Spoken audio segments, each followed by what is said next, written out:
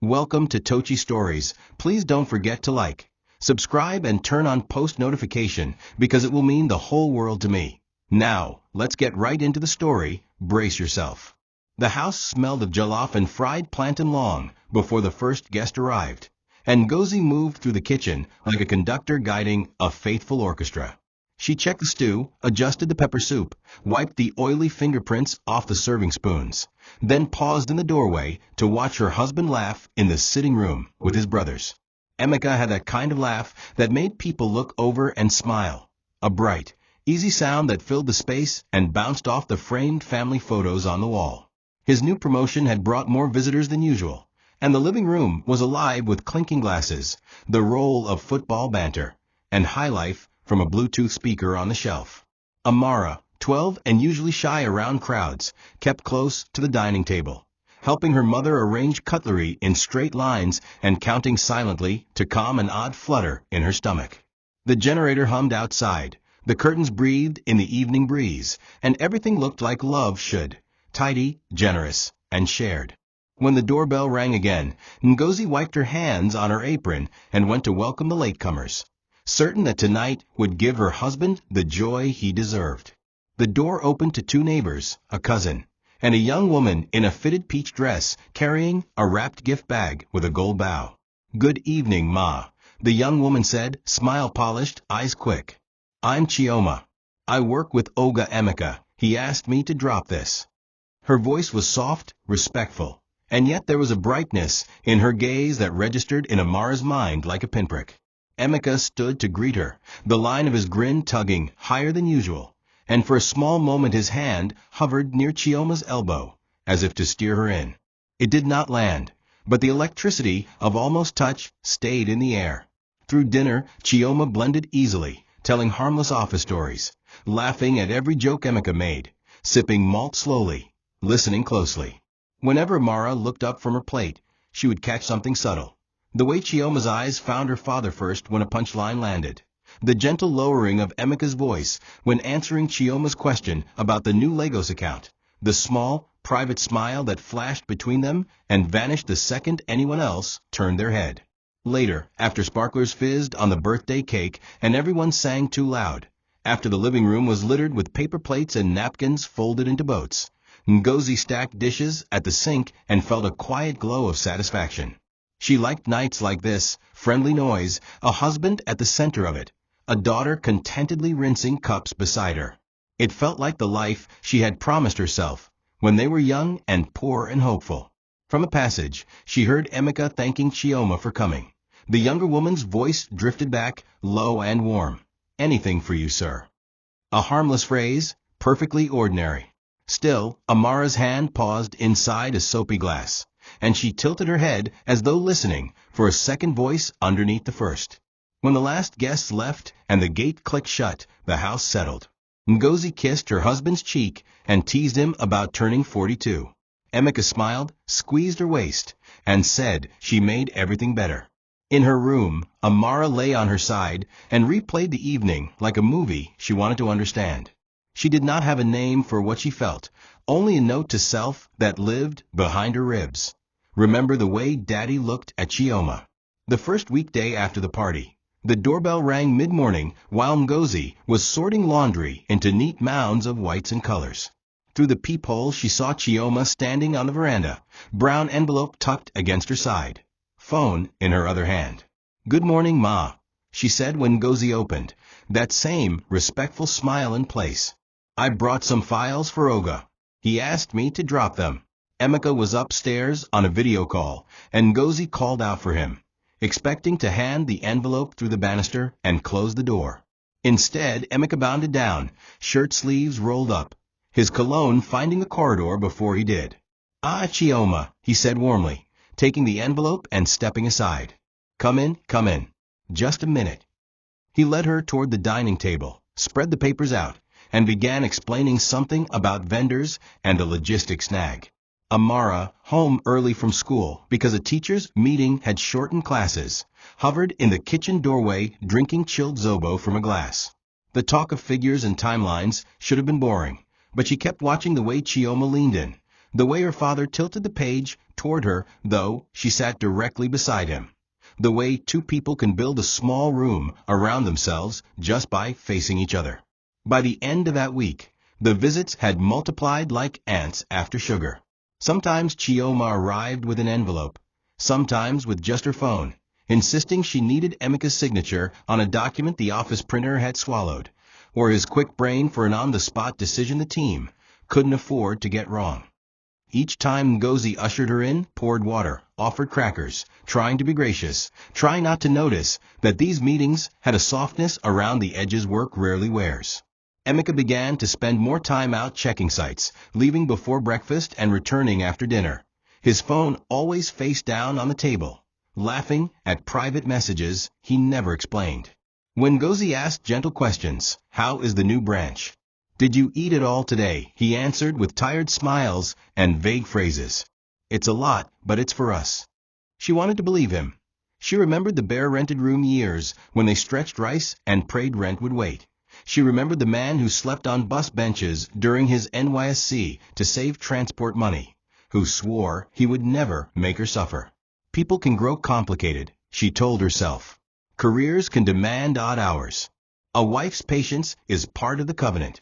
One Wednesday afternoon, rain clouded the sky and the first drops tapped the windows when Amara went to the kitchen for bread and butter and stopped just short of the threshold. There, by the countertop, her father stood with Chioma, both of them laughing at something that clearly did not live inside any envelope. Chioma's hand rose to brush an invisible crumb from Emeka's shoulder. Light, proprietary, practiced. The gesture was small enough to be argued away and large enough to burn itself into memory. Emeka noticed Amara then, straightened slightly, and asked if she had finished her homework. He sounded like a church usher, polite, controlled, entirely formal. Amara mumbled yes and retreated, but she positioned herself against the corridor wall and waited until Chioma left. When the door closed, she rested her forehead on her knees and tried to fit together pieces that refused to sit neatly.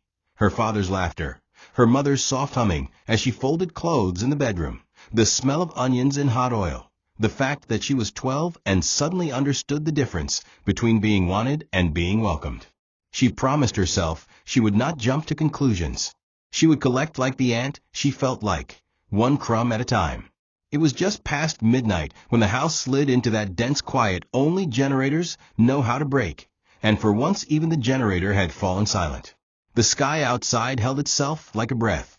The only sound was the slow tick of the wall clock in the passage and the occasional rustle of leaves outside the window. Amara lay awake, not from nightmares, but from a prickle that had moved in with the first strange visit and refused to vacate. She heard the soft vibrate of a phone and the hush of slippered feet. Curiosity pulled her upright. Through the small crack of her bedroom door, she saw her father in the corridor, phone to his ear, voice pitched low, as if the night itself were an accomplice. "No, listen," he whispered, mouth close to the speaker. "We can't keep waiting. Make sure Ngozi doesn't survive it. Do it clean. No noise. Act before she suspects anything." The words dropped one by one, heavy stones into a still pond, and Amara felt each ripple begin in her chest and race outward to her fingertips. She did not breathe. She did not blink.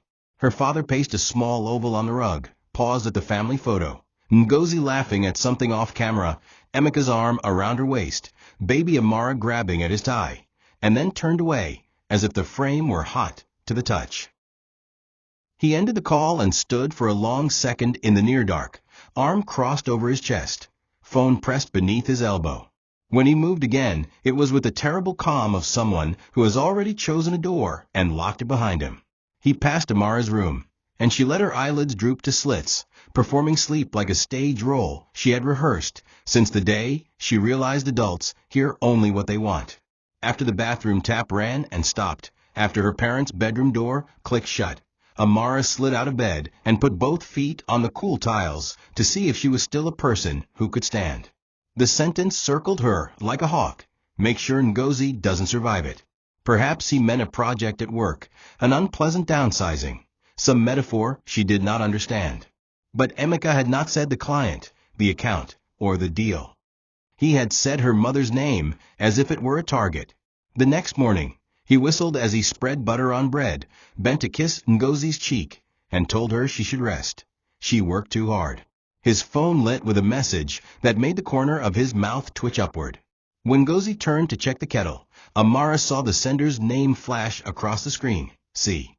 A letter can carry a lot of weight. In the hours that followed, Amara discovered that terror is an active thing. It picks up a broom and begins to sweep.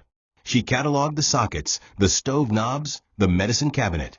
She moved her mother's favorite mug to the back of the shelf and scrubbed it herself.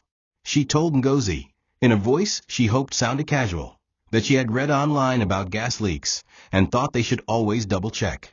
You read too much, Ngozi teased, kissing the top of her head, but she double-checked anyway. Amara considered telling her everything, but here is the trouble with truth when you are 12. It often arrives without proof and expects to be believed purely because it is true. She pictured her father's face folding into wounded confusion, his voice spreading a balm of gentle laughter over her fear, her mother scolding her for abandoning respect. She pictured the moment passing like a bad smell and leaving her alone with the knowledge. So she chose watchfulness, the discipline of noticing, the ordinary bravery of a child who loves her mother more than she fears being wrong. That night she prayed before sleep with a specificity she had never used. Keep mommy safe from what I think I heard, and if I am wrong, make me painfully wrong. When sleep came, it came like a hand on her back, steadying. And in the steadying she found a plan she could carry alone, until she could not. Amara did not blurt it out over breakfast or fling it like a stone during an argument. She carried the sentence all day like a glass of water filled to the brim, and waited for the moment her hands would be steady enough to set it down without spilling. That evening, when the sun softened and the house drifted into its gentle routines, she followed her mother into the bedroom and closed the door behind them. Ngozi was sorting scarves by color on the bed, humming absent-mindedly. "Mummy," Amara said, and the way she said it, low, threaded with something fragile, made Ngozi pause. The words came slowly, as if each one needed permission to exist. "Last night, Daddy was on the phone. He was whispering. He said your name. He said to make sure you don't survive it." The sentence sounded unreal in the air, like a line from a movie that had wandered into the wrong room. For a second, Ngozi did not understand it, not because she did not know each word, but because the order they formed did not belong to her life. Then she did what careful, loyal people do when reality crashes a boundary. They built a fence around the frightening thing with explanations. "Perhaps you heard wrongly," she said gently. "Perhaps he was talking about a project. Perhaps it was a joke in poor taste."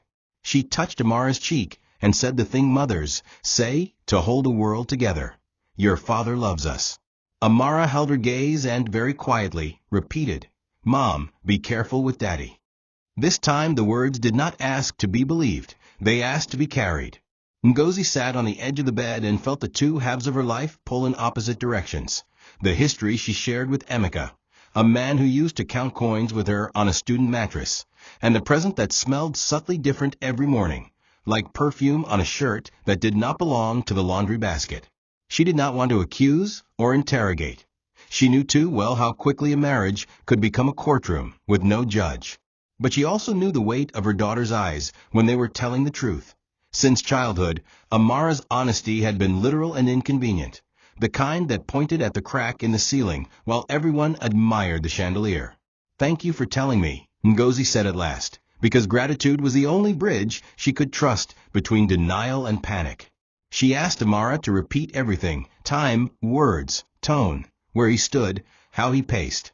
As the details arranged themselves like objects on a shelf, she felt a new carefulness settle in her bones. She told Amara they would not confront him, not yet. They would watch. They would make small rules for safety. No lighting the gas without checking the knobs, no drinking anything she had not made herself, no trips alone that she did not choose. She also chose a code, a sentence they could use anywhere, even in front of Emeka. That would mean danger. "If I ever say, please bring the blue scarf, and I am not wearing blue, call Auntie Chioma and stay on the line." It felt ridiculous and dramatic, and also like putting a seat belt on before the ride. When Emeka came home that night, he brought suya and newspaper and stories from the road, holding the living room with his easy energy. He lifted Amara, teased that she was getting too tall to carry, and kissed his wife's forehead, a gentle ritual he had not abandoned. It would have been easiest to believe him in that moment, the smell of grilled meat, the comfort of routine, but belief had tilted, not fallen, and Ngozi found herself cataloging. His phone stayed face down. When it buzzed, he ignored it for 2 beats too long and then smiled, not at them, but at the sound itself. He asked if she had rested, offered to make her tea later, a sweetness that tasted different than usual, like sweetness with an aftertaste. She said she would brew it herself. Before bed, she moved through the kitchen quietly, checking cylinders and windows, forcing herself to do each action, as if she always had, to leave no ripple. She prayed that she was wrong, and also prayed for the strength to act if she was right. In the bed beside Emeka's warm, steady breathing, she reached for Amara's hand beneath the blanket they shared during storms when the generator failed and whispered, "Thank you, my lionheart." The words were both a blessing and a promise that if the world had shifted, they would shift with it, together. Morning arrived dressed in errands and the kind of fatigue that sleeps through alarms. Ngozi woke before the house, grateful for the hour of quiet when the kettle's whistle sounds like conversation. The kitchen had that clean chill rooms keep before people breathe in them, light folded across the tiles in pale rectangles. She moved like muscle memory, mugs on the counter, kettle on the stove, a quick glance at the clock. Her hand reached for the lighter. Her other hand, distracted, twisted the knob. It was habit that saved her and also a small, unnatural thing. Since Amara had spoken, she had begun to listen with her nose. The smell hit her, sharp, metallic, a hiss wrapped in scent. It was subtle at first, and then her ears caught the low whisper most people never notice unless they mean to, the quiet speech of gas escaping. Her fingers froze. In the next second she turned the knob off, stepped back, and pushed the windows wide so quickly the blinds tangled and clacked. Air rushed in. Her own breath returned in stutters. The cylinder valve showed no obvious tear, and yet the burner had been left open just enough to sing a dangerous song if flame kissed it. She imagined a different morning, the spark, the rush of fire, the house flung violently into a headline, and felt the deep animal tremor grief rehearses during close calls. Amara shuffled in, eyes puffy with sleep, and stopped when she saw her mother standing too still. Ngozi did not dramatize. She simply pointed at the knob and said, "We must always check." They opened doors, turned on the small standing fan, waited. When Emeka came down, fresh and humming, he found them in cross breeze with the kettle still cold. "Aha, why are you two airing the whole compound?" he joked. Ngozi told him what happened, kept her voice flat, watched his face the way a doctor reads a scan. Surprise, then concern, then a quick little shrug chased across his features. "You know the boys who delivered the cylinder last week, they don't tighten well," he said, already kneeling to inspect the hose, already reaching for a screwdriver he knew kept in the third drawer. He turned the knob demonstratively, showed the hiss stopping and starting, turned his palms upward. "See? Simple. Please don't be paranoid," he added gently, as if the word could deflate the sharpness of almost. "Accidents happen." The explanation was reasonable enough to pass for truth in any room where love wanted to sit, and yet it missed the point just enough to raise the small hairs on Ngozi's arms. Accidents happen, yes. But accidents also leave fingerprints of intention when they repeat in rhyme.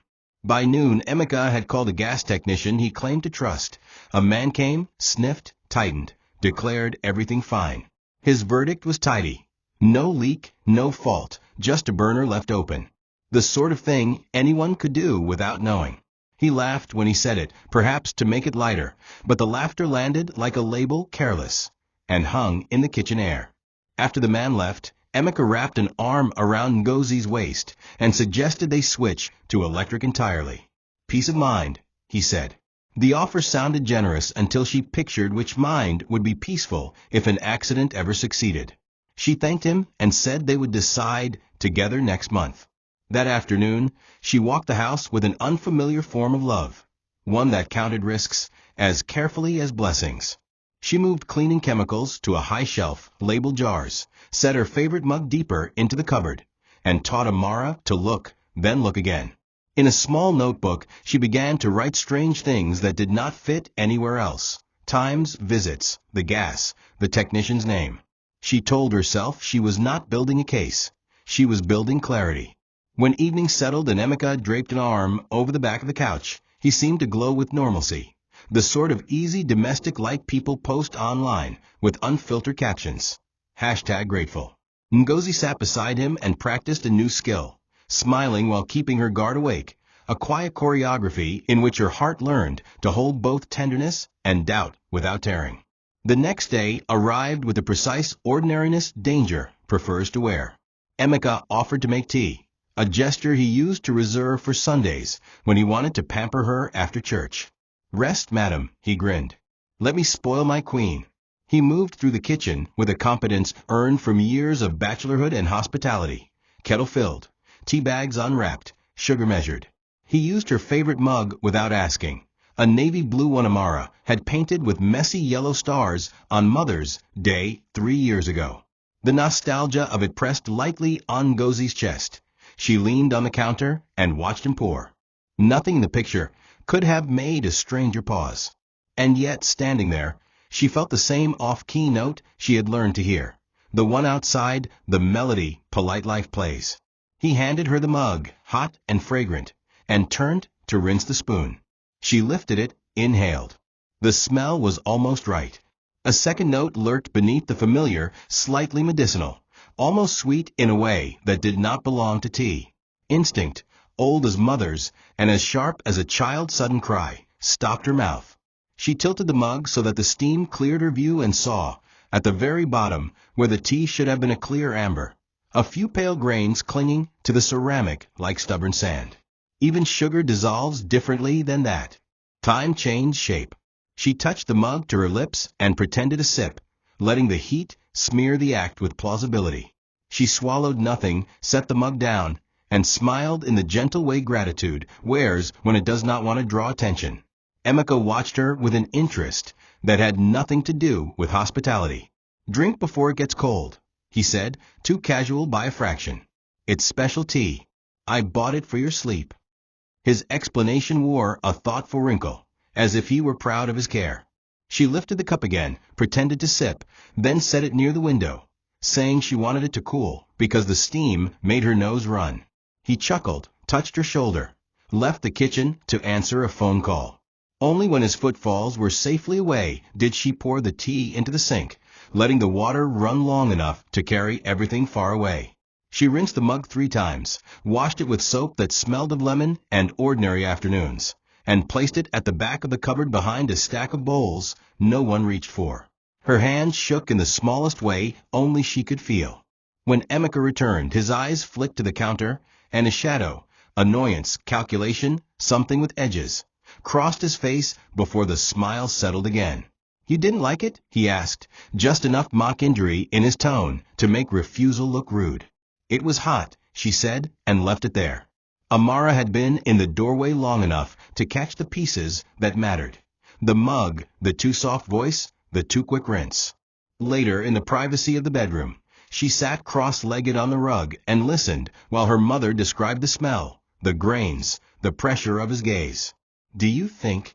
Amara began, but the question did not know how to finish itself. "I think we don't guess," Ngozi replied. "We watch and write." She showed Amara the small notebook she had started, a thin spine of facts without commentary, and added a line. "Tea, odd smell, visible residue, poured away, irritated." It felt clinical and somehow like a prayer. They agreed on tiny protocols that would look like quirks from the outside. Ngozi would pour her own drinks, if Emeka insisted. She would delay until she could pour them away. Amara would quietly gather ordinary evidence, a photo of the mug a note at a time, a screenshot when a message from C flashed on Emeka's screen during dinner, and tilted his smile in a way he didn't tilt it for them. None of this turned a husband into a criminal or a father into a stranger. All of it turned fear into something the hands could hold and the mind could examine. That night, as crickets sang their familiar choir and the generator hummed a sleep song for the compound, Ngozi lay awake tracing the line between caution and paranoia, between forgiveness and foolishness. When she finally closed her eyes, it was with a resolution that surprised her with its simplicity. She would stay soft, but she would not stay blind. And if there was a story being told in her house that did not have her consent, she would learn its plot before it wrote her ending.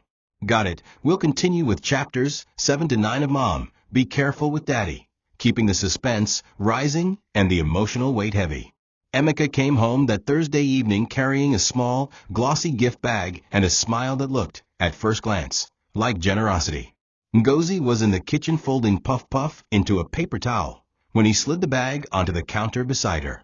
For you, he said almost shyly, though his eyes glittered like someone waiting to see if a trap had been spotted. Inside was a printed voucher for a weekend wellness retreat at a remote lodge 3 hours outside the city. The card was thick, the logo embossed in gold, and the brochure promised tranquility far from noise, and a complete disconnection from daily stresses. Emeka leaned against the counter, explaining that she had been working too hard, that she needed time to herself, that the staff there would pamper her and feed her like a queen. Ngozi smiled automatically because the script demanded it, but deep inside, Amara's warning roared awake. The idea of being alone, unreachable, in a place she had not chosen. It felt less like a gift and more like being placed in a glass jar with the lid screwed on. She asked when he thought she should go. Tomorrow, he said too quickly, or Saturday at the latest. He had already called the lodge, he added, already given them her name. There was a subtle pressure in the air, like the humid thickness before storm. That night, she sat on the edge of Amara's bed, voucher in hand. Amara had been reading a school novel, but set it aside the moment she saw her mother's face. Ngozi explained the gift and the timing, watching her daughter's brow tighten with each sentence. You can't go, Amara said, her voice sharp and certain in a way that reminded Ngozi of her younger self, the girl who once argued with market women over short-change coins. You won't be safe there. She didn't speak of the phone call she had overheard again. It didn't need repeating, but her eyes said she was still carrying it like a live wire. They discussed the details, whispering as though the walls might be listening. The location, the sudden urgency, the way Emeka had framed it as rest, but had chosen everything for her. Ngozi felt herself standing in two worlds. The one where her husband might genuinely want to surprise her, and the one where this was a carefully built stage for something irreversible. She thought of the gas knob, the tea, and now this, a string of small, quiet opportunities for harm. The next morning, she told Emeka that she appreciated the gift, but couldn't go just yet. She blamed church meetings, Amara's upcoming school project, even a backache that would make travel uncomfortable. His face flickered, something quick and sharp behind the smoothness, but he recovered with a shrug. Another time, then, he said, but his voice had a flatness that didn't match the words. As he left for work, he kissed her cheek a little too lightly, as though the gesture was only for the air between them. Ngozi slid the voucher into her notebook, between the page about the tea and the page about the gas. She would not throw it away. She would keep it as another entry in the quiet record she was building, one in which the gifts were not flowers and chocolates, but carefully wrapped exits from which she had stepped back just in time. The house felt different that day, like a place that was still hers, but also being slowly measured for someone else's use. Sunday mornings had always been a steady ritual for Ngozi.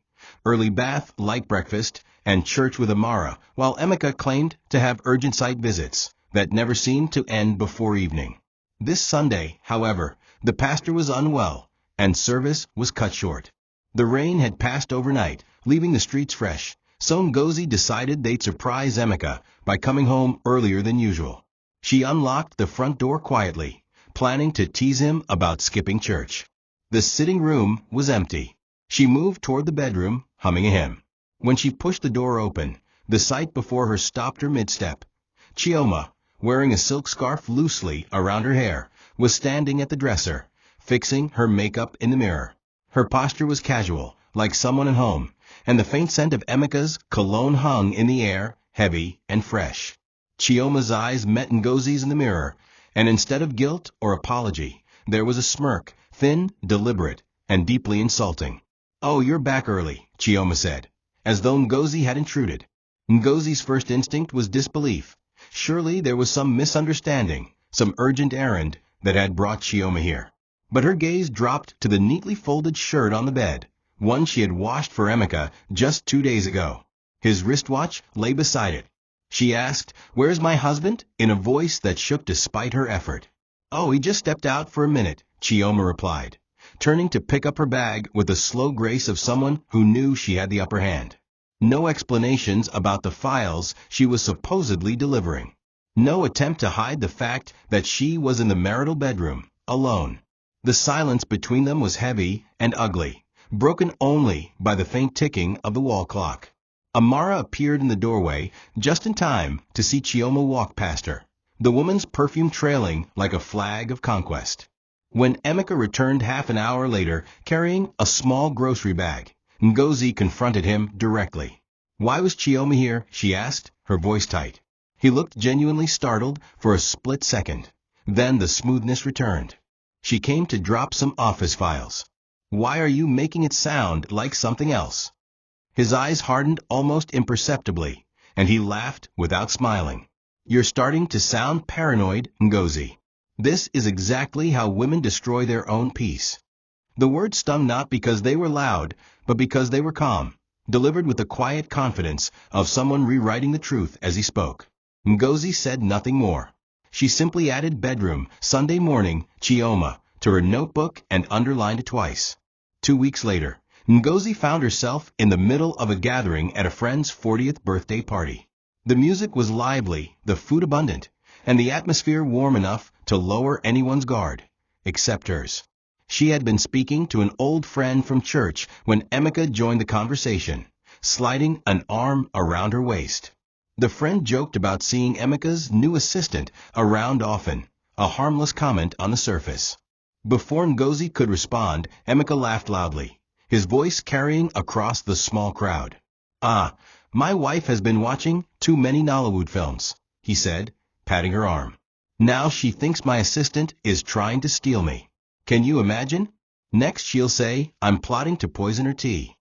The crowd chuckled, some shaking their heads at the absurdity. Ngozi felt her face heat, not from guilt, but from the deliberate humiliation of having her private unease turned into a joke for strangers. She stood there, smiling faintly as the laughter ebbed, while inside, something brittle cracked. This was more than deflection. This was planting a seed in the minds of others, so that if she ever spoke out, the soil would already be poisoned with disbelief. Later, at the buffet table, a woman she barely knew leaned in and said softly, "Men get tired sometimes, dear. Don't stress him too much." The implication stung more than the words. She realized Emeka's performance had worked. He had framed her as the paranoid, oversensitive wife long before any open confrontation could happen. It was a preemptive strike, delivered with the smile of a man just joking. Back home, Ngozi wrote the incident down in her notebook, labeling it public undermining. Set's paranoia narrative. She also noticed something she hadn't before. Each time Emeka dismissed her concerns publicly, his private demeanor became slightly bolder, as though the safety net of disbelief was growing stronger around him. That night, Amara curled up beside her and said, "They're laughing now, so they won't believe you later." The clarity in her daughter's voice was both comforting and devastating. Ngozi stroked her hair and said, "Then we'll make sure when the truth comes, it's too loud to laugh at." It was the first time she admitted out loud, to herself and to her child, that she was preparing for war. Ngozi had always been the kind of woman who believed in the dignity of silence, never one to air private grievances or drag domestic matters into public spaces. But in recent weeks, silence had begun to feel less like dignity and more like a dangerous blindfold. The notebook in her bedside drawer was filling steadily. Small notes, times, short descriptions, and the occasional clipped sentence that made her hands tremble as she wrote it. Gas left open. Tea, bitter smell, residue. Chioma. Bedroom Sunday morning. The list was not long enough to stand alone as proof, but it was long enough to terrify her when she read it in sequence. One evening, as Amara sat cross-legged on the rug doing homework, Ngozi decided they needed something more than her written account. She leaned down and said softly, "If we're right, and something is really happening, we'll need more than words." Amara looked up with eyes that seemed older than 12, understanding, without asking for detail. That night, the girl retrieved a small, second-hand smartphone from the bottom of her school bag, a gift from a friend's older brother who had upgraded his own. It had no SIM card, no real use for games or calls, but it could record. The first recording happened almost accidentally. Emeka was on the veranda, speaking into his phone in a low voice, unaware that Amara had set the old device on the windowsill inside the living room with the microphone pointed toward him. Most of the words were about work, shipments, a delayed payment, but there were a few moments where his tone shifted, and he said, "We'll have to be patient. I can't rush it. She suspects too much already." He didn't mention a name, but to Ngozi, the implication slid into place like a knife into a sheath. Over the next week, they grew bolder. When Chioma came by, Amara pretended to be in the kitchen and set the phone under the couch. They captured snippets of conversations, laughs, the rustle of papers, Chioma's voice saying, "Don't worry, she won't be a problem much longer." Each file was saved, labeled, and transferred to Ngozi's own phone, then backed up to a hidden email account. The process was slow and required a calmness neither of them fully felt, but it gave them the smallest sense of power in a situation where everything else felt fragile. Then, late one afternoon, while scrolling through the office files Chioma had left by accident, Ngozi found a folded document with her own name typed in bold at the top, a life insurance policy. She had never applied for it. The beneficiary was listed clearly, Emeka Okonkwo, spouse. The amount was enough to pay off every debt and still live comfortably for years. She sat there staring at the paper while her pulse made a hollow sound in her ears. It was the kind of find that could change everything, if she lived long enough to use it. That night, she told Amara they were no longer just watching. They were building a wall of evidence, brick by brick. "And when the wall is high enough," she said quietly, "we will make sure it falls exactly where it should." It was a Saturday afternoon, bright and windless, when Amara came home from a friend's birthday party earlier than expected. She had been dropped at the gate by another parent and walked in through the side door, careful not to make too much noise. The first thing she saw was Chioma standing in the living room with a small glass bottle in her hand, the liquid inside pale and slightly cloudy. Emeka took it from her with the kind of deliberate care people use when handling something that matters far more than they'll admit. "This will work," Chioma said with a confidence that made Amara freeze in the corridor. "She won't even feel it." Emeka glanced toward the hallway, lowering his voice, but not enough to blur the words. "We'll do it tonight, maybe in her food. She's been restless. It's the perfect excuse." The casual cruelty in his tone was worse than shouting. It was the voice of someone discussing a household chore. Amara backed away before they could see her, her breath caught halfway between inhale and scream. She didn't run to her mother immediately. Ngozi was upstairs folding laundry, humming softly, unaware of the transaction taking place just meters away.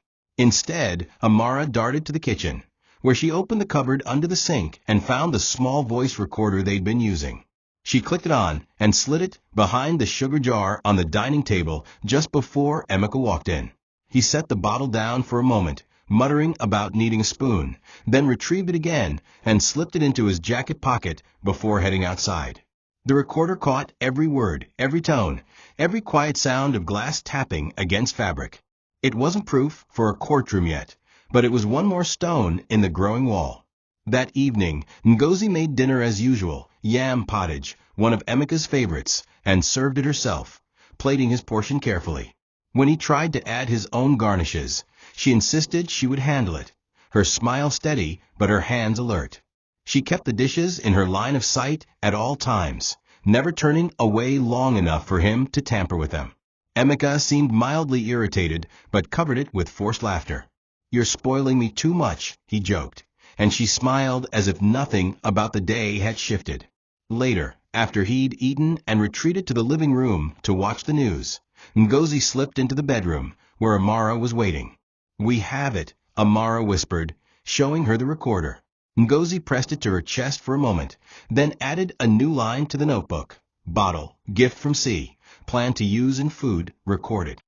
Each entry was beginning to feel less like a note and more like a thread in a net they would one day pull tight. It had been years since Ngozi confided in anyone outside the walls of her home. She had grown accustomed to keeping her struggles private, polishing her public face until it reflected only stability. But the weight of what she now knew was too heavy to carry alone, even with Amara's help. One Tuesday morning, while Emeka was away at a supplier meeting, she called Ifeoma, her oldest friend from university, and asked her to come over. Ifeoma arrived within the hour, wearing her usual calm like a well-tailored dress.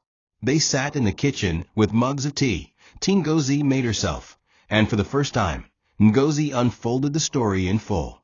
She spoke of the gas leak, the tea with the strange residue, the sudden weekend trip, the bedroom scene with Chioma, the insurance policy, the bottle. As she spoke, her voice wavered but never broke. Ifeoma listened without interrupting, her eyes narrowing at the right moments, her hands occasionally tightening around her mug. When Ngozi finished, the silence that followed felt like the deepest breath she'd taken in months. Ifeoma set her mug down and said, "Ngozi, you're not imagining this. This is a pattern. And patterns like this don't end on their own." She advised Ngozi to take concrete steps, secure copies of every document, keep the recordings in more than one place, and prepare for the possibility that Emeka might sense her awareness. She even suggested a discreet contact in the police force who could advise them informally without raising alarms too soon. Ngozi felt a mixture of relief and dread. Relief that someone believed her without hesitation. Dread at hearing her worst fears reflected back without softening. "This is no longer about marriage," Ifeoma said firmly. "It's about survival. Yours and Amara's." That day marked a shift. With Ifeoma's help, Ngozi created digital backups of all the recordings, storing them in multiple hidden accounts. She scanned the insurance policy, photographing each page and emailing it to Ifeoma for safekeeping. They established a new rule. If anything felt immediately dangerous, Ngozi or Amara would send a simple coded text, just the letter B for blue scarf, to both Ifeoma and the trusted police contact. That night, Ngozi told Amara about their new ally. The girl's shoulders eased slightly, as if the invisible weight she'd been carrying had been redistributed. "It's not just us anymore," Amara said. "Now if something happens, there's someone else who knows." Ngozi kissed her forehead and whispered, "Yes. And that changes everything." It was a humid Wednesday afternoon when the incident happened. Emeka had gone out for what he claimed was a quick meeting, but Amara, ever watchful, noticed he left his phone on the dining table, unusual for a man who guarded it like a second wallet. She also noticed that Chioma's car was parked discreetly 2 streets away. Curiosity burned through her like a slow fuse, so she crept upstairs, drawn by the faint sound of voices. One of the spare rooms, usually locked, was slightly ajar. She pushed it open just enough to see without being seen. Inside, Emeka sat on the edge of the bed with Chioma beside him. They spoke in low, conspiratorial tones, but their words carried. "She won't make it past next week," Chioma said matter-of-factly, as though she were talking about an event already scheduled. "Then you'll be mine completely." Emeka chuckled under his breath, replying, "We just have to make it look like an accident. Smooth and clean. No mess." The ease in his voice was more chilling than any rage could have been. It was the tone of someone discussing the weather. Amara's fingers clenched around the edge of the door, her nails biting into the wood as her heart pounded in her ears. She dared not move or even breathe too loudly. Every instinct told her to run straight to her mother, but another part of her knew they needed more than panic. They needed proof. She scanned the room with her eyes and spotted Emeka's phone on the bed, screen up. She knew better than to risk touching it now, but the thought planted itself. If she could get into that phone, there might be messages, call logs, or photos that would burn through any doubt. For now, she slipped away, closing the door silently and retreating to the kitchen. She poured herself a glass of water, forcing her hands to stop trembling before Ngozi came in. When her mother did, Amara's expression was calm, but her eyes told the story. In a hushed voice, she recounted every word she'd overheard. Ngozi's face drained of color, her hand tightening around the counter for balance. This was no longer about suspicion or even probability. It was certainty. The difference between wondering if your life was in danger and knowing it was a razor-thin line. And she had just crossed it. That night, they talked about the next week, deadline and whispers behind a locked bedroom door. Ngozi added the conversation to the notebook, date, time, location, exact words. She underlined accident twice. Chioma was called immediately, and the urgency in her friend's voice matched their own. You have to be ready before that week comes, Chioma warned. He's moving from planning to acting. The advice that followed was firm. Keep doors locked, never eat or drink anything unprepared, and always know where Amara was. Ngozi felt a cold resolve take hold in her chest. She was no longer just defending herself. She was building toward a confrontation she could not afford to lose. The heat that Saturday was oppressive, the kind that makes ceiling fans seem like little more than slow-moving ornaments. Ngozi was in the sitting room with a book when Emeka appeared, unusually cheerful, saying the ceiling fan in their bedroom had been acting up, and that he'd asked a handyman from the street to come fix it. She found the timing strange. Why fix it in the middle of the hottest day, when she could easily move to another room? But she said nothing, watching instead as Emeka directed the man with a level of interest he never showed for routine maintenance. When the handyman left, Emeka insisted she go lie down to enjoy the cool air. She hesitated, but eventually walked into the bedroom. The fan spun lazily above her, and she sat on the edge of the bed. Something in its motion caught her attention. One blade seemed to wobble slightly, not enough to be obvious, but enough to pull at the edges of her awareness. She stood, walked toward the dresser, and then, without warning, the fan detached at one end and crashed to the floor where she had been sitting seconds earlier. The metal bent, the motor thudded against the tiles, and shards of the bulb scattered like glittering warnings. Her breath caught in her throat as she stared at the mess, the hum of the fallen motor fading into silence. Amara rushed in, eyes wide, and Emeka appeared behind her a moment later, feigning shock. "Ah, that foolish handyman," he exclaimed, his voice rising in performance. "I'll go find him." But he didn't leave right away. He scanned Ngozi's face, and she could almost see the calculation in his eyes, as though measuring whether she believed this was truly an accident. Ngozi said nothing, kneeling to pick up a shard of glass, but careful not to cut herself. She kept her breathing steady, masking the rush of adrenaline that told her this was no coincidence. After Emeka left in search of the handyman, Amara whispered, "He wanted you sitting there." The truth of it was so clear that words felt redundant. They spent the rest of the day in the sitting room, deliberately avoiding the bedroom until Emeka had been home for hours. Ngozi documented everything, the fan's fall, the exact time, the handyman's name given by Emeka, and even took photos of the damage. Chioma, when told, advised them to keep a copy of the photos somewhere outside the house. That evening, Emeka acted as if nothing had happened, watching TV, chuckling at a comedy, asking what was for dinner.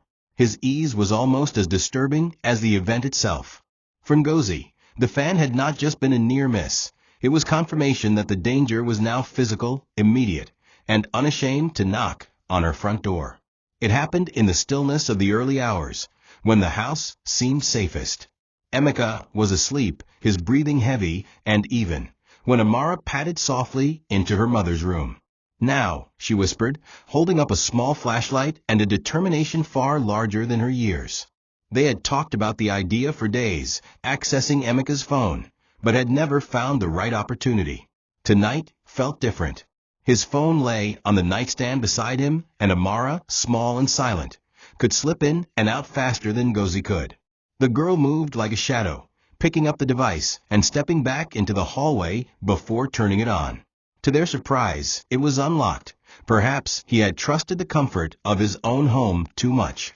Amara's fingers moved quickly, finding the call logs, the saved messages, and a folder in his gallery marked simply work. Inside were photos that were anything but professional. Snapshots of Chioma in their bedroom, a close-up of the life insurance document with Ngozi's name, even a blurred image of what looked like a small glass bottle on their kitchen counter. Each image was a thread, and together they formed a rope strong enough to hold the truth. She used the old phone to photograph each screen, careful not to disturb anything, then returned the device exactly as she had found it. Back in her mother's room, she handed over the secondary phone like a soldier delivering intelligence from behind enemy lines. Ngozi scrolled through the images, her hands steady even as her stomach turned. There it was, proof that Chioma had been in their bedroom without her, proof that the insurance policy existed outside of her discovery, proof that the bottle wasn't just in Amara's imagination. More than that, there were messages between Emeka and Chioma, their tone casual but their meaning sharp. Soon, we just need the right moment. Don't slip up. The casual nature of the exchange was chilling, a reminder that they viewed her not as a person, but as a problem to be solved. They backed up the photos immediately, sending them to Ifeoma and storing them in the hidden email account. For the first time, Ngozi felt they were shifting from being prey to being hunters, quiet ones, but hunters nonetheless. She hugged Amara tightly, whispering, "You're braver than I ever imagined." The girl smiled faintly, but her eyes were serious. "We have to be ready before he makes his move." And Ngozi knew she was right. Every entry in the notebook, every recording, every image was no longer just preparation. It was ammunition. The question now was when and how to use it. The day of the family gathering opened like a stage curtain, light pouring through the compound trees. Chairs hired from the parish stacked in neat blue rows.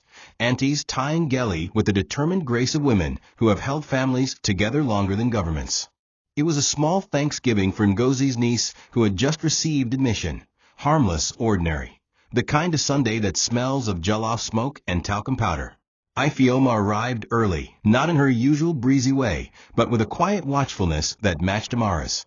They had agreed on small things that would not draw attention. The old recorder tucked beneath the console table near the drink station. Ngozi's phone set to continuous video in her handbag with the zipper cracked just enough to see, and a private understanding that Ngozi would not drink or eat anything she had not plated herself.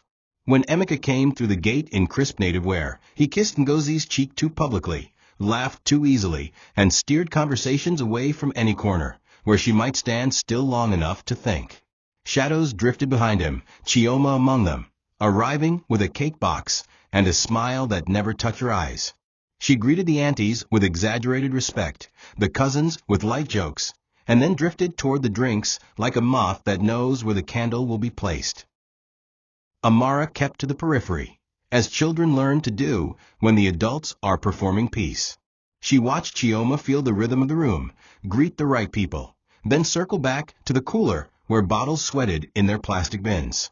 Ngozi stood nearby, laughter threaded through her caution, as she fielded questions about work and church, about Amara's schooling, about nothing that mattered and everything that does. It happened quickly, but without hurry. Chioma picked up a paper cup, poured malt, set it down, and drifted away. A minute later she returned, body turned just so, shoulder blocking most sight lines, hand hovering over Ngozi's cup with a movement small enough to be deniable and precise enough to be practiced. Amara's breath snagged. Ifeoma, from across the courtyard, lifted an eyebrow that said I saw it too. Ngozi lifted the cup, tilted it toward her mouth, and let the rim touch her lip long enough to convince a watching world. The taste that reached her tongue was wrong, sweet with a chemical shadow. She drew a breath, lowered the cup, and smiled at a cousin who made a joke about dieting. Then, with the grace of a woman who has washed plates while weeping and still kept the house tidy, she set the cup aside, dabbed the corner of her mouth with a napkin, and walked 2 small steps that turned performance into strategy. When the collapse came, it was soft, no dramatics, no flailing, just a slow bend of knees and a hand that missed the table edge by a whisper. The courtyard erupted with that patterned panic Nigerians know too well, voices rising in a chorus of Jesus, and somebody bring water. Emeka was the first at her side, a hand at her shoulder, a tremor in his fingertips that could have been love or shock. "Ngozi, are you okay?" "What happened?" he asked, and the pitch of his concern was almost perfect. Almost. Ifeoma kneeled too, checking Ngozi's pulse with a competence that looked like care, because it was care, even as she pressed 2 fingers into Ngozi's wrist for the agreed-upon signal that said I am here, keep going. Someone fanned. Someone prayed aloud. Someone recommended onions under the armpit as if garlic and faith share a recipe. Over the noise, Amara slipped to the drink table and, with a child's invisibility, slid the paper cup into a small zip bag she'd stashed beneath the tablecloth. When Ngozi's eyes fluttered open on cue, Emeka exhaled too hard for a husband who had simply witnessed a faint. His gaze snapped to the cup, then away. The room's oxygen changed. Dread acquired a temperature. And yet, for the first time, Ngozi felt less hunted and more in motion, like a woman who had stepped into her own storm with a rope and a map. Chaos makes private conversations possible in public places. In the hum of fanning hands and the rising noise of advice, Emeka leaned close to Chioma by the hibiscus edge, his smile fixed like a sticker someone had pressed too hard. "What did you put?" he asked through his teeth, still looking at the crowd as if exchanging pleasantries. Chioma's reply was a hiss tucked inside a laugh. "The same thing. You told me to be bold." Why is she still standing? Her eyes flicked toward Ngozi, who sat up slowly, hand to her temple, surrounded by aunties offering coconut water, salt on the tongue, 100 inherited remedies for the ordinary catastrophes of living. Amara, a few steps away, held her phone low and let the microphone drink the air. Ifeoma, crouched beside Ngozi, murmured to an uncle to please move the chairs so that the air could circulate. Anything to keep the stage wide and the actors talking. "Relax," Emeka said. Too late for the word to mean anything. "We can leave. Now." And here, at last, pride ruined caution. Chioma's mouth tightened and the real shape of their alliance slipped out. "We've done everything you asked. Gas, tea, even that fan you arranged. You think running now won't make them suspect more." The words cracked across the courtyard like a plate hitting tile. Not everyone heard them in full, but enough fragments found enough ears to change the room's math. A cousin who had always disliked Chioma's perfume paused mid-sip. An auntie whose son was a doctor frowned the way doctors do when puzzling through symptoms. Ifeoma did not look up. She pressed her fingers into Ngozi's wrist again, more insistently now, and whispered, "Don't move yet." Emeka, realizing his mistake, pivoted into performance, raising his voice to greet a family friend as if the last sentence had been swallowed by the day. But the spell had shifted. The recorder under the console table took in the sentence whole. So did Amara's phone, tucked beneath a piece of osso oak someone had draped over a chair. Ngozi stood slowly, and the fanning shifted into applause. The nervous kind people offer relief when they don't know where to put their fear. She smiled, thanked them, insisted she was fine, and asked for water. When her eyes met Ifeoma's, there was steel in both. It was Ngozi who made the moment matter. She lifted her voice, not a shout, not even anger, just clarity polished by weeks of doubting herself. "Please," she said, "I want to say thank you for your care. I think the heat and excitement overwhelmed me." A relieved murmur fluttered. Then she turned to Emeka, the gentleness of her tone unchanged. "My husband, did you see who poured my drink?" It was an innocuous question that carried a different question inside it, like a note tucked in an envelope nobody expected. Emeka opened his mouth, some story already dressed in a suit, but the courtyard had grown ears. "I poured it," Chioma said too quickly, stepping forward as if owning one small thing could erase the larger thing pulsing beneath the surface. Her face was a blaze of righteousness. "I was trying to help. Everyone knows you don't drink enough." A few heads nodded at the logic, because love of neat explanations is a human weakness.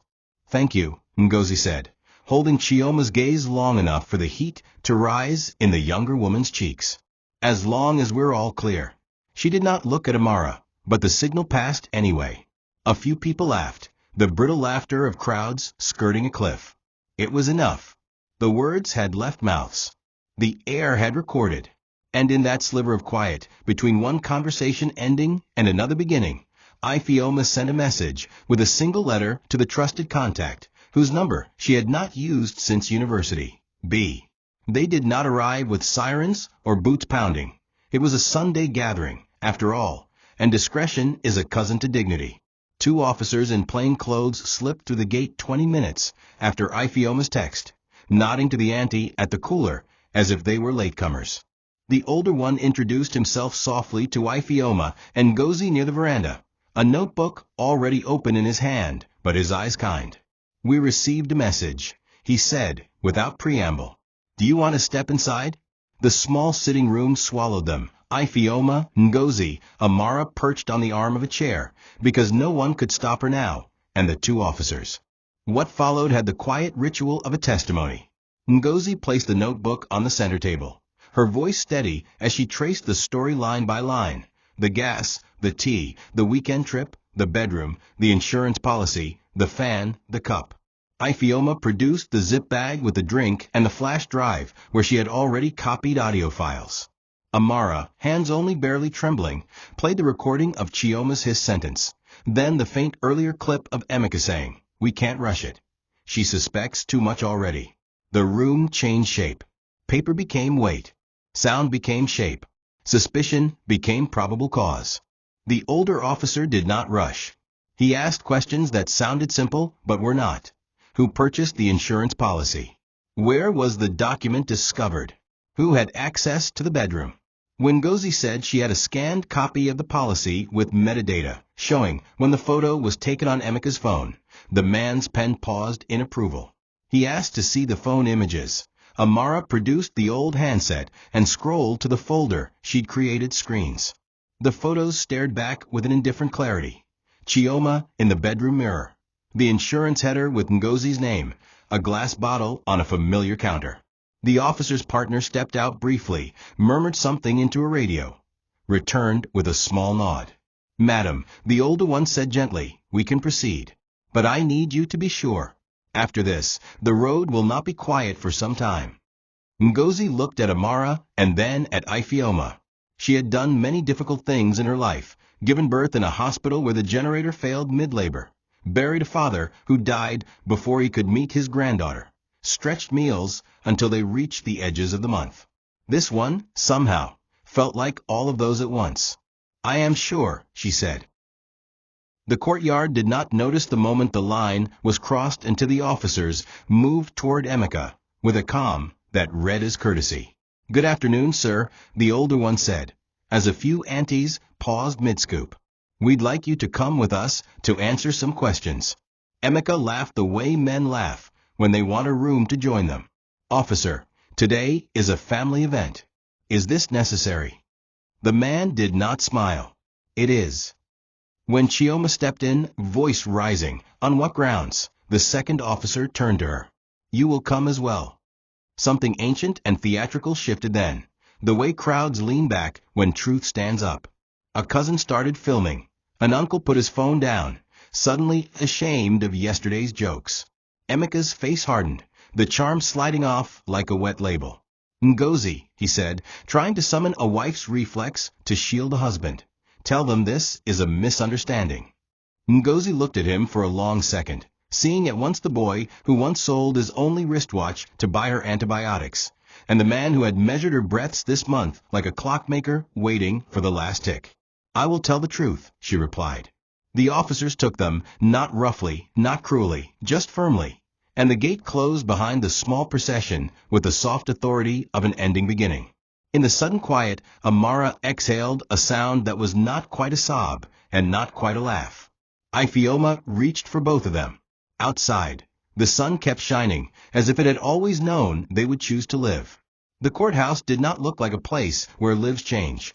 It looked like any other tired government building, cream paint peeling in strips, a frayed Nigerian flag tilting at the entrance, a generator humming somewhere behind the annex. Yet by 9 a.m., the corridor outside courtroom 3 was a breathing thing. Relatives in tight clusters, journalists sniffing for an angle, lawyers gliding like practice dancers in black and white.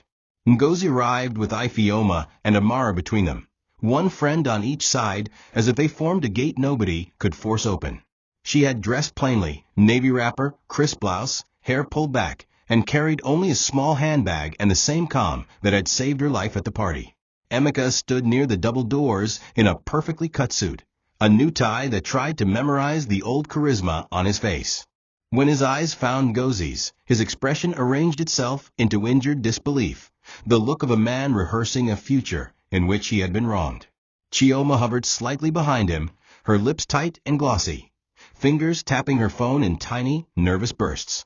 The bell rang. People spilled in. The judge took the bench with a nod that said he had already read more paper than any of them could imagine. The charges were called conspiracy to cause grievous harm, attempted murder, related counts concerning forged documents and interference with evidence. And the courtroom settled into that precise stillness human beings only find when they are about to listen to judgment. The prosecution did not thunder. They layered. An officer described the chain of custody like stepping stones across a river. The cup in the zip bag, the recorder from under the console table, the mirrored files copied to multiple drives within minutes of the event. A lab analyst explained in plain language that the remnants inside the paper cup contained a sedative compound not consistent with any drink served that day. No brand of malt carried such a profile. He didn't speculate, he measured. The handyman testified hat in hands that he had been told to loosen the fan so it will make noise, only to find later that the screws had been backed out far beyond noise. He had kept quiet because a man like Emeka looked like someone who could make a poor man's life heavy. Then the phone evidence, photographs from Emeka's own device displayed on a screen that made the whole room inhale. Chioma in the bedroom mirror. A close, date-stamped shot of the insurance policy bearing Ngozi's name and Emeka's beneficiary status. The small glass bottle on the kitchen counter beside wiping the familiar tears navy as mug with yellow Emeka stars. reached the altar. The audio clips Emeka followed, extended his low hand. voice, We can't and she rush took it with no She suspects trembling. too much already. The vows And were Chioma's simple hiss but at the party. sacred.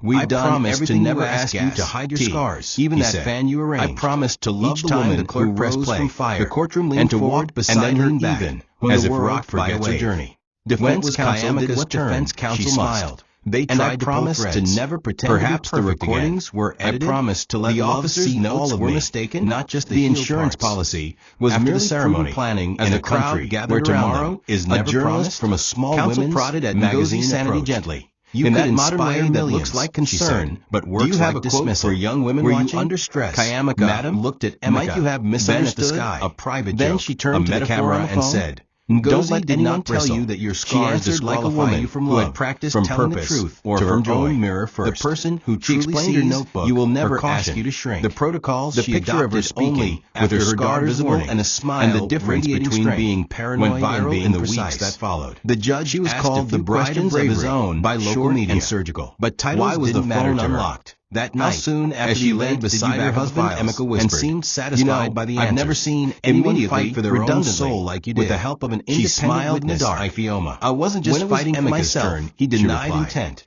I was denied fighting instruction, for every girl denied who that thought his beauty flirtations was their amounted only to value. anything more than And as office sleep gently foolishness. took her, But the last problem with tears she denial shed wasn't is from that it pain, collapses fear, under the weight or of grief. detail. It The was from judge gratitude, recessed briefly. the kind that When only he comes returned, when you he survive spoke a fire without flourish and come out with your based crown on the still preponderance of intact. credible evidence and the seriousness of the conduct alleged. The court found sufficient grounds to enter convictions on the counts proved beyond reasonable doubt and to fix a date, 1 week hence, for formal sentencing after allocution and victim impact statements. The gavel fell softly. The room exhaled. Emeka's shoulders dropped, anger showing where charm had been, and Chioma stared ahead as if a doorway she'd counted on had been walled up brick by brick while she slept. The day of sentencing arrived cooler than most, a gray harmattan hush edging the morning even though it wasn't the season, as if the weather had decided to be solemn on their behalf. Courtroom 3 felt smaller this time, more intimate, as though the story had narrowed to its inevitable point. Emeka stood when asked, chin lifted, hands clasped before him like a choir boy who had learned the steps too late. He spoke when invited, about pressure, about love gone complicated, about a man's fear of losing the life he had built. None of it acknowledged the particulars that had almost ended Ngozi's heart. Chioma's allocution was sharper, pride snipping at remorse.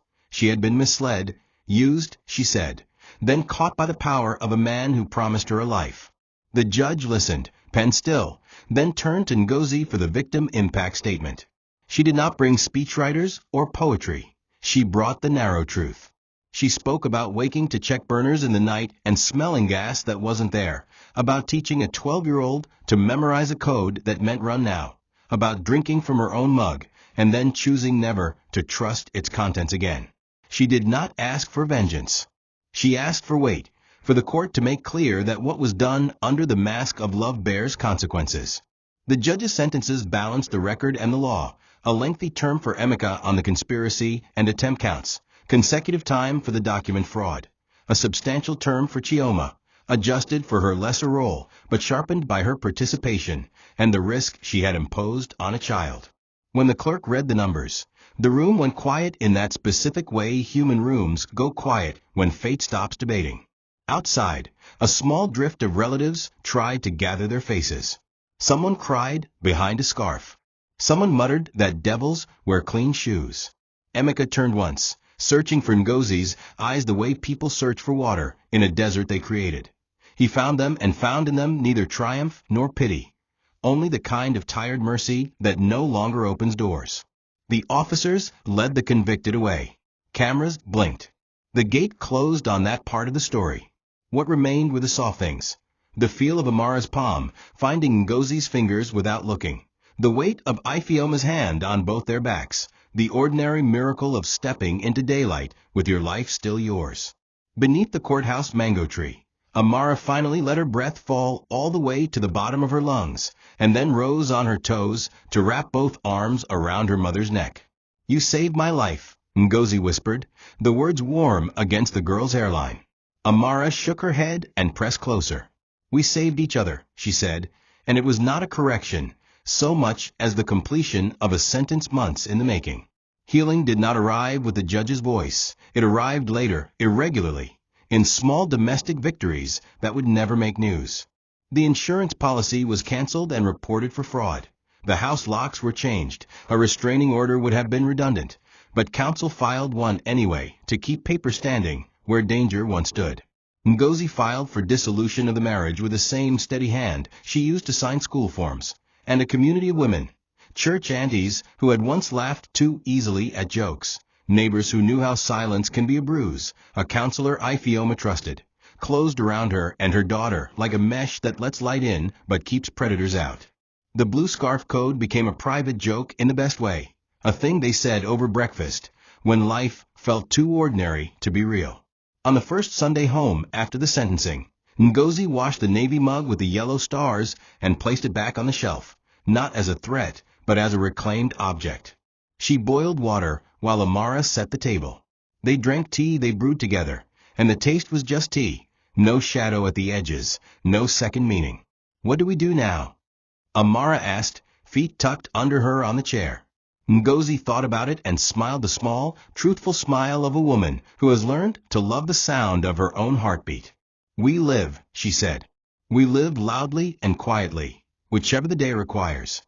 Outside, the afternoon poured itself through the open windows, and for the first time in a long time, both of them let it in without checking the locks twice. Thank you for watching this video. What did you learn from this story? Drop it in the comments. Please make sure you like, comment, and subscribe to my YouTube channel TOCHI Stories for more.